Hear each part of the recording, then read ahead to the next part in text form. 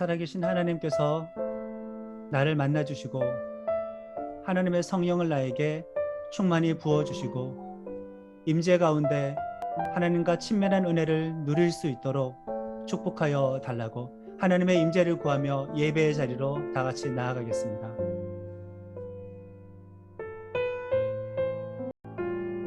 예수님의 이름을 걸고 보혈을 걸고 주님의 십자가와 부활을 의지하여 나의 아버지 보좌 앞으로 담대하게 나아갑니다. 나의 존재를 받아주시고 나의 믿음을 거두어 주셔서 영원한 하나님의 동행을 확인할 수 있는 복된 예배가 되어줄 수 있도록 은혜 베풀어 주시옵소서.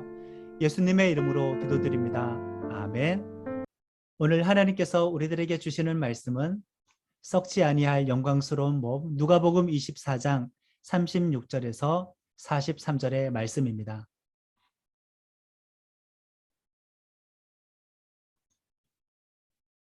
다 같이 한 목소리로 주신 말씀 봉독하겠습니다. 이 말을 할 때 예수께서 친히 그들 가운데 서서 이르시되 너희에게 평강이 있을지어다 하시니 그들이 놀라고 무서워하여 그 보는 것을 영으로 생각하는지라. 예수께서 이르시되 어찌하여 두려워하며 어찌하여 마음에 의심이 일어나느냐. 내 손과 발을 보고 나인 줄 알라. 또 나를 만져보라. 영은 살과 뼈가 없으되 너희 보는 바와 같이 나는 있느니라. 이 말씀을 하시고 손과 발을 보이시나 그들이 너무 기쁨으로 아직도 믿지 못하고 놀랍게 여길 때에 이르시되 여기 무슨 먹을 것이 있느냐 하시니 이에 구운 생선 한 토막을 드리니 받으사 그 앞에서 잡수시더라. 아멘. 오늘은 예수님의 부활을 기념하는 부활절입니다. 어제까지 우리가 십자가의 고난으로 슬퍼하다가 오늘부터 부활은 기뻐하자. 어제까지는 금식하고 우울해하다가 오늘부터는 금식하지 말고 맛있는 거 먹으며 즐거워하자. 그렇게 지켜야 하는 것은 아닙니다. 우리에게 있어서 십자가의 고통과 그리고 예수님의 부활의 복음은 항상 동시간적으로 함께하는 겁니다. 개인적인 성향이 우울하고 부정적이고 슬픈 결말을 좋아하는 그런 사람들은 십자가의 고난과 부활 신앙이 코드에 맞아서 언제나 십자가의 죽음에만 머물러 있으려고 할 것입니다. 밝고 쾌활하고 긍정적이고 행복한 결말을 좋아하는 성도들은 부활의 기쁨과 영광 신앙에 머물고 싶을 것입니다. 우리는 성향을 따라서 십자가의 고난에만 머물거나 성향에 따라서 부활의 영광에만 머무르고 성향을 따라서 복음을 구분하여 선택하지 말고 십자가와 부활의 복음을 동시에 기억하여서 그 부활신앙, 온전한 복음신앙을 간직해야 할 것입니다. 상황에 따라서 복음을 취사 선택하지 말고 복음 전체의 이야기에 나의 성향을 맞춘 복음 중심의 성도들이 되기를 예수님의 이름으로 축복합니다. 논란의 여지가 없이 우리 인간들이 가장 싫어하는 것은 무엇이겠습니까? 진심으로 사람들이 가장 두려워하는 것은 무엇이겠습니까? 논란의 여지가 없습니다. 우리 인간을 허탈하게 하고 무의미하고 공허하게 하는 그 운명과 사실은 무엇이겠습니까? 예, 죽음입니다. 죽는다는 것입니다. 그 누구도 피할 수 없고 어차피 결국에는 죽는다는 운명과 사실입니다. 역사를 주도했던 대단한 인물과 위인들, 어차피 그들은 지금 이 땅에 살아있지 못하고 몸이 없습니다. 그들의 존재는 죽은 사람들입니다. 몸이 다 분해되어서 흙먼지와 재로 돌아간 사람들입니다. 그 자취를 우리는 찾을 수가 없습니다. 보통의 사람들도 그들과 다르지 않습니다. 역사책에 이름을 한 줄 남기느냐 남기지 못하느냐의 차이입니다. 안타깝게도 태어나지 못하고 어머니의 태중에서 죽은 생명이 꺼진 그 아이와 한평생 세계사에서 큰 영향력을 행사하고 생명이 꺼진 인물들과의 시간의 차이는 기껏해봐야 80년과 90년의 차이일 뿐입니다. 영원과 영생이라는 관점에서 보면 이 둘의 차이도 없습니다. 똑같이 한계가 있고 무기력하고 허무한 존재라는 말이죠. 죽음이 인간의 운명의 끝이라면 그렇습니다. 죽음이 인간의 존재의 끝과 벽이라면 그렇습니다. 죽음이 인간의 끝이라면 사실 인간과 동물의 차이도 없어집니다. 영원과 영생의 관점에서 비추어 보면 죽음 앞에서 그냥 끝나는 존재라면 인간과 동물의 차이는 미미해져 버립니다. 그냥 인간이 영혼이 없는 단지 지능이 좋은 특별한 동물밖에는 안 되는 것이니까요. 과연 사람은 단지 지능이 뛰어난 동물일까요? 그래서 죽으면 동물처럼 존재가 사라지는 것일까요? 마음과 영혼, 정신이 없고 단지 지능이 뛰어난 탁월한 뇌를 가지고 있는 그런 인간이 동물일 뿐일까요? 세 개의 물질이 원소로 이루어졌다는 것을 밝혀낸 것이 사람입니다. 원소의 종류와 성질까지 밝혀낸 것이 사람입니다. 문명과 문화를 일으킨 것이 사람입니다. 그런데 동물과 똑같이 죽음 앞에서 존재가 끝이 나는 것일까요? 종교와 예술과 학문, 도덕과 철학 등 기존의 동물의 본능을 넘어선 상상과 창조의 일을 진행해 온 사람이 지능이 뛰어난 동물로 죽으면은 그냥 그렇게 끝이 나버리는 것입니까? 이미 언급한 내용만으로도 상식적으로도 그럴 수는 없습니다. 영원하신 하나님의 형상을 따라서 지음받은 사람은 영원한 존재입니다. 물론 죄로 인해서 하나님과 단절이 되어서 죽을 운명이 되었지만은 하나님의 형상이기 때문에 기본적으로 사람은 영원과 영생을 사모하는 마음이 있습니다. 그런 본성이 있습니다.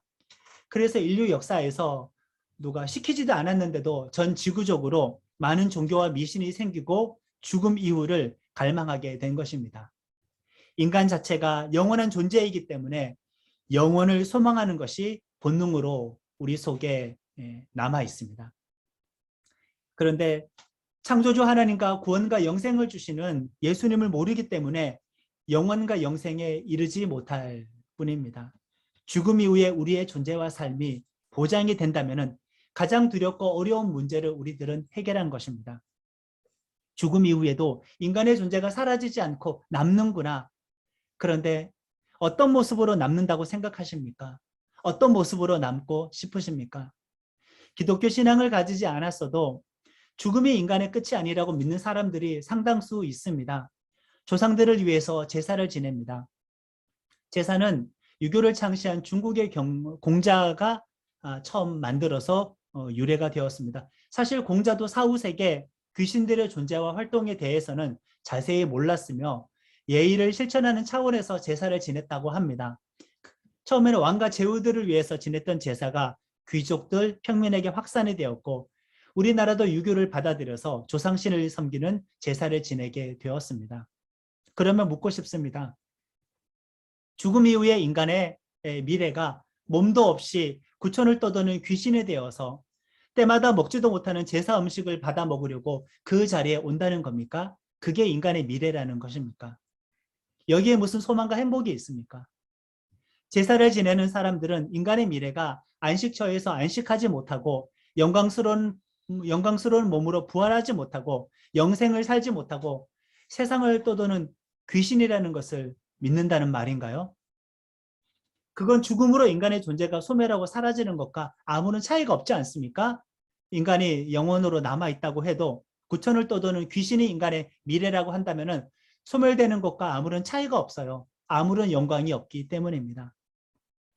사실 사람이 죽는다고 사람의 영혼이 물질 세상에 머물거나 떠돌지는 않습니다. 귀신은 타락한 천사가 그 정체입니다. 성경에서도 제사하지 말아라. 이는 귀신에게 하는 것이라고 했습니다. 정말 죽은 자의 귀신이 거기 온다면 어쩌면 지내는 것이 당연하다고 생각할 수 있겠지요. 그런데 타락한 영들이 죽은 자를 흉내내기 때문에 조상을 섬기는 미신이 이 세상에 생겨나게 된 것입니다. 죽은 영혼은 하나님께로 불려가 선악간의 심판을 받지 이 세상에 머물지는 못합니다. 하나님을 믿지 못하고 미신을 믿도록 사람을 묶어두기 위해서 타락한 천사의 영들이 죽은 자를 흉내내는 그런 악한 활동을 하는 겁니다. 그래서 사람들은 부활 소망이 없는 인간의 미래를 부활 소망이 없는 그 인간의 미래를 계속 믿도록 속고 있는 것이지요. 제사를 지낸다고 한들 조상의 영혼이 찾아오는 것이 아니라는 말이에요. 찾아온다고 가정을 해도 설사 그렇다고 가정을 해도 죽음 이후에 세상을 떠도는 영혼이 우리들의 미래라면은 그것이 인간의 미래라고 한다면은 예수님의 전한 부활과 영생과 과연 비교할 가치나 있겠습니까? 또 어떤 사람들은 인간의 미래가 구천을 떠도는 영혼이 아니라 환생이라고 믿고 있습니다. 인간이 모습을 바꾸어 가면서 다양한 생물로 세상을 돌고 돈다고 하죠. 사람이 동물과 전혀 다른 존재라고 서두에 이미 말씀을 드렸습니다. 그런데 본질을 바꾸어 가면서 다른 생명체로 계속 태어난다고 합니다. 죽음 이후에 인간의 미래가 안식처와 부활, 영광의 몸이 아닌 것이 됩니다. 구천을 떠도는 귀신도 그렇고요. 환생도 그렇습니다. 특히 모순이 되는 미신이 있는데 환생을 믿는 사람들이 조상신을 섬기는 제사를 같이 지낸다는 겁니다. 세상을 떠난 가족의 영혼이 찾아온다고 믿고 제사를 지내는데 그런데 죽은 사람의 영혼이 환생을 한다고도 믿어요. 환생을 믿으면 제사를 지내면 안 되지요. 이미 다른 생물로 태어났으면 제사의 자리에 올 수가 없으니까요. 이런 모순된 미신을 많은 사람들이 섬기고 있습니다. 설사 귀신이 되어 구천을 떠돌거나 다른 생명으로 태어난다고 가정을 해도 이것은 죽음을 극복한 것은 아닙니다. 죽음의 상태 그대로인 것이죠. 죽음을 극복한다는 말은 몸의 부활이 있어야 죽음을 완전히 극복한 것이 됩니다. 예수님의 십자가의 죽음과 부활을 통해서 죽음 이후에도 사람이 존재한다는 것을 예수님께서는 몸소 실천해 보이셨고 증명해 보이셨습니다. 또 몸의 부활을 통해서 죽음 이후에 사람이 영혼으로 떠돈다거나 귀신이 된다거나 환생한다는 것이 거짓이라고 예수님의 부활로 밝혀주셨습니다. 몸으로 죽으셨고 몸으로 부활하셔서 확실하게 죽음을 극복하셨다는 걸 예수님의 부활을 통해 우리들에게 알려주셨습니다. 만약에 예수님이 십자가 죽음 이후에 제자들에게 몸을 보여주지 않고 영혼의 모습으로만 보여주셨으면 그것은 죽음을 극복한 것인가요? 십자가에 죽으신 다음에 영혼으로 제자들 앞에 나타나서 나는 죽지 않았다, 나는 살아있다, 나는 부활했다라고 말을 하면은 그것은 죽음을 극복한 것인가요? 그것은 그냥 죽어서 몸이 없이 영혼으로만 있는 모습인데 그것은 죽은 겁니다. 부활하는 것이 아닙니다. 그걸 부활이라고 말을 하지 않습니다. 그냥 죽어서 영혼의 상태로 있는 것은 부활이 아닙니다. 풍랑이는 갈릴리 바닷가에 나룻배에 제자들이 타고 있었습니다. 늦은 밤 예수님이 무리를 걸어 제자들에게 오셨습니다. 제자들은 몸을 가진 사람이 무리를 걸어올 수 없다고 믿었기 때문에 예수님을 귀신으로 알고 기겁해서 소리를 질렀습니다. 그런데 몸이 있는 예수님이라 제자들은 안심하며 예수님을 맞아들였습니다. 몸의 부활이 있어야 죽음을 극복한 것입니다. 몸의 부활이 없으면 그것은 죽음을 극복한 것이 아닙니다. 많은 성도들이 부활이라고 하면은 예수님처럼 몸의 부활을 믿는 것이 아니고 몸은 부활하지 못하고 소멸되고 우리들의 영혼이 천국에 있는 그 상태를 부활이라고 생각합니다. 거의 대부분의 성도들이 그걸 부활이라고 생각을 하더라고요. 예수님은 몸의 부활을 이야기했는데 우리 예배 초반부에 사도신경으로 신앙 고백하지 않았습니까? 몸의 부활과 영생을 믿습니다. 아멘이라고요. 신앙 고백을 통해서도 몸의 부활을 고백을 매주마다 하는데 성도들이 생각하는 부활은 죽어서 내 몸은 사라지고 나의 영혼이 천국에 머물러 있는 그 상태, 영혼으로 존재하는 상태가 부활의 상태라고 오해를 하고 있습니다.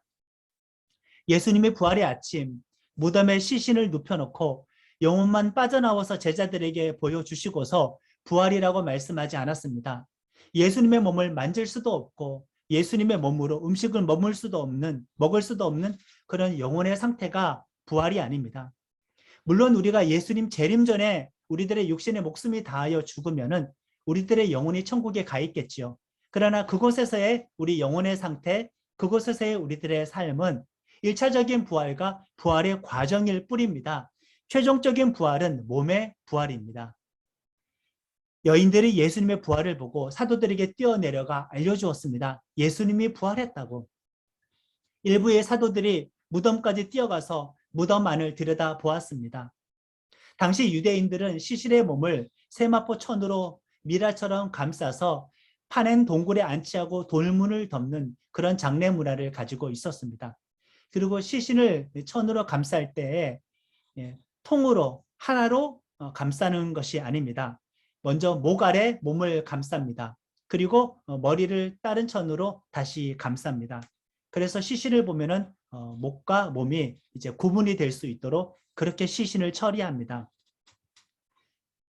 몸과 팔까지 쌓여진 예수님은 목 아래 세마포를 감싼 모양 그대로 남겨놓고 몸이 통과하여 빠져나왔습니다. 전혀 성질이 다른 몸이 되었기 때문에 가능했던 일입니다. 그리고 자유롭게 된 두 손으로 얼굴과 머리를 감싸고 있었던 세마포천을 풀어서 잘 개어서 무덤 옆에 놓아 두었지요. 그래서 번데기 고치처럼 남아있던 그 세마포천의 형태를 보고 베드로와 요한은 예수님의 부활을 믿게 되었습니다. 세마포천을 통과한 것을 보면은 예수님의 몸이 이전의 몸과는 전혀 다른 성질의 몸이 된 것을 알 수 있습니다. 썩지 않고 죽지 않는 새 몸이 된 것이죠. 영광스러운 몸으로 예수님이 부활하신 것입니다.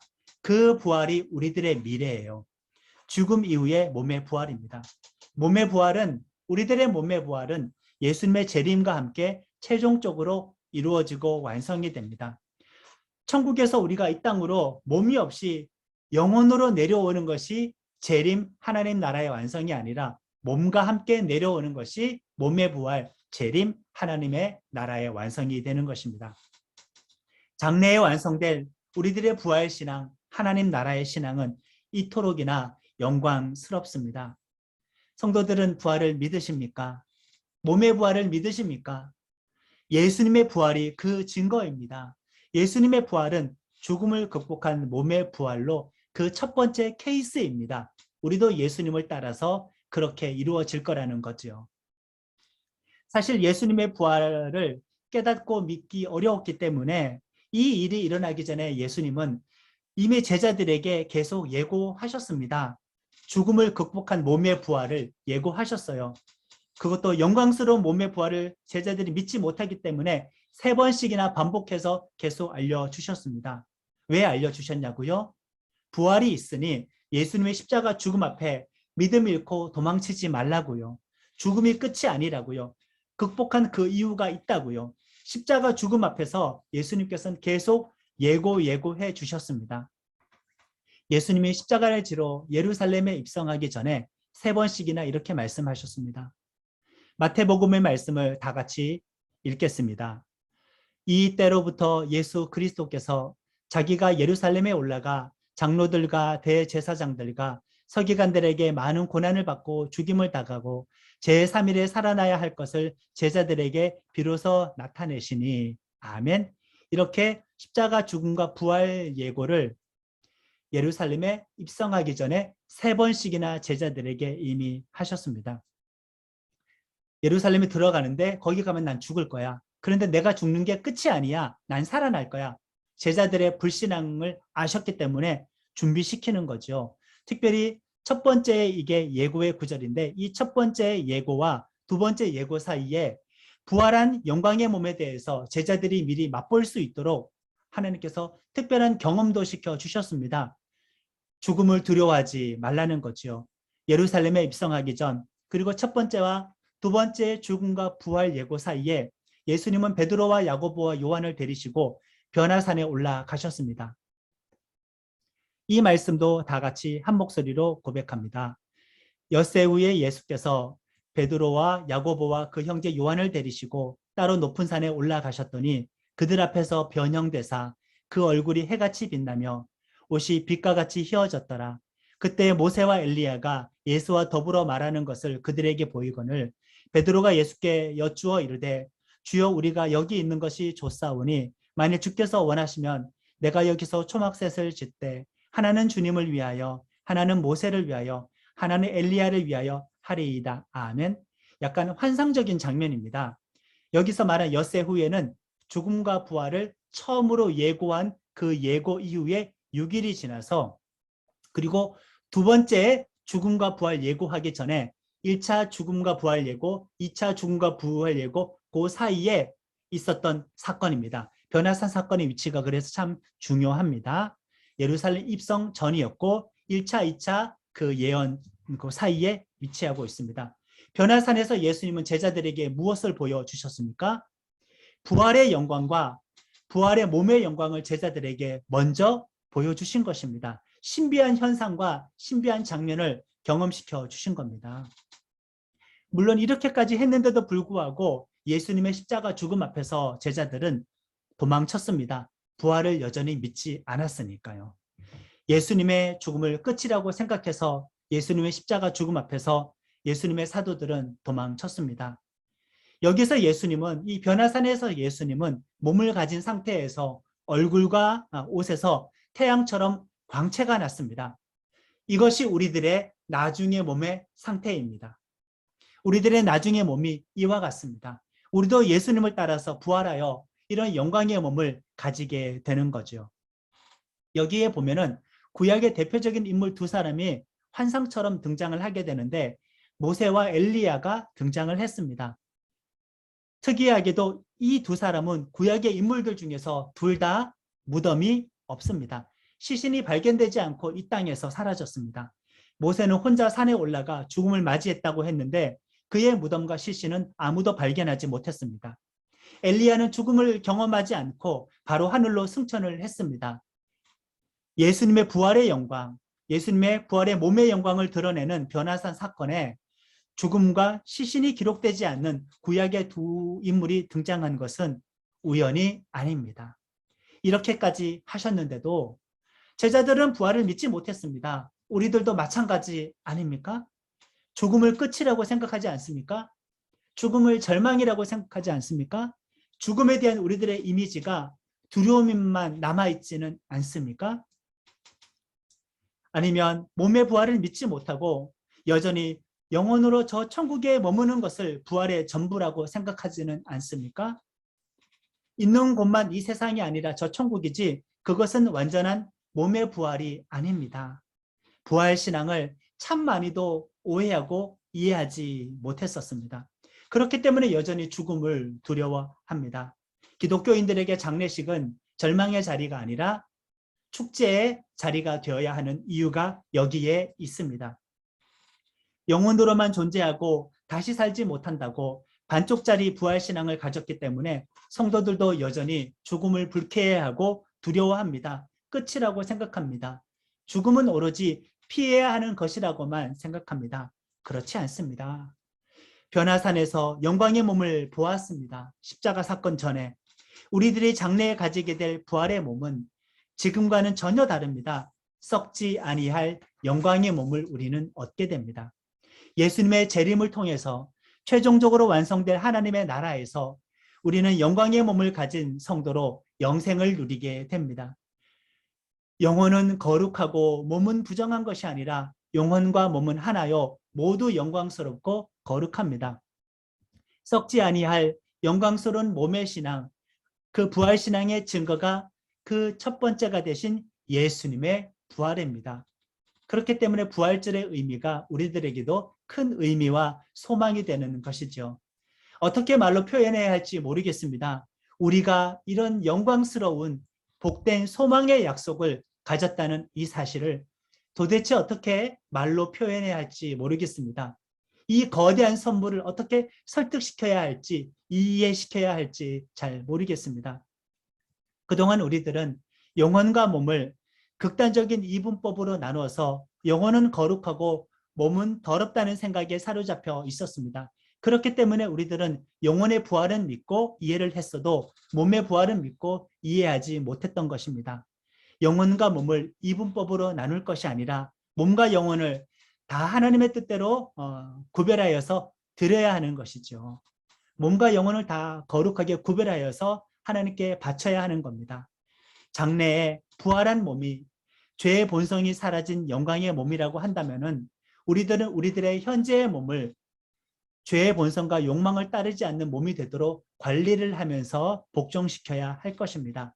미리 우리들은 영광스러운 부활의 몸으로 살아가는 실천을 해야 할 것입니다. 오늘 본문의 말씀을 다시 한번 읽겠습니다. 부활한 다음에 예수님께서 숨어 있었던 제자들에게 나타나서 하신 말씀입니다. 한 목소리로 읽습니다.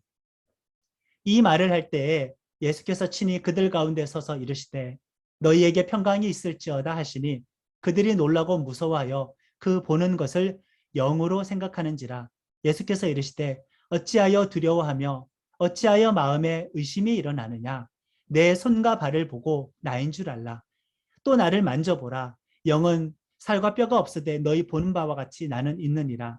이 말씀을 하시고 손과 발을 보이시나 그들이 너무 기쁨으로 아직도 믿지 못하고 놀랍게 여길 때 이르시되 여기 무슨 먹을 것이 있느냐 하시니 이에 구운 생선 한 토막을 드리니 받으사 그 앞에서 잡수시더라. 아멘.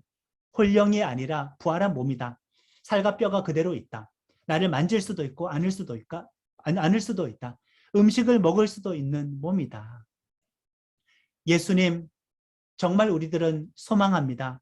장래에 주님의 영광스러운 몸을 안기를 원합니다. 나 또한 썩지 아니할 영광스러운 몸으로 주님을 안기를 원합니다. 안겨보길 원합니다. 이런 부활신앙을 가지고 이 부활신앙으로 소망을 가지고 사명을 감당하면서 담대하게 도전적으로 살아가는 나는교회 지체들이 되기를 예수님의 이름으로 축복합니다. 오늘 주신 말씀을 붙잡고 우리 결단의 기도로 나아가겠습니다.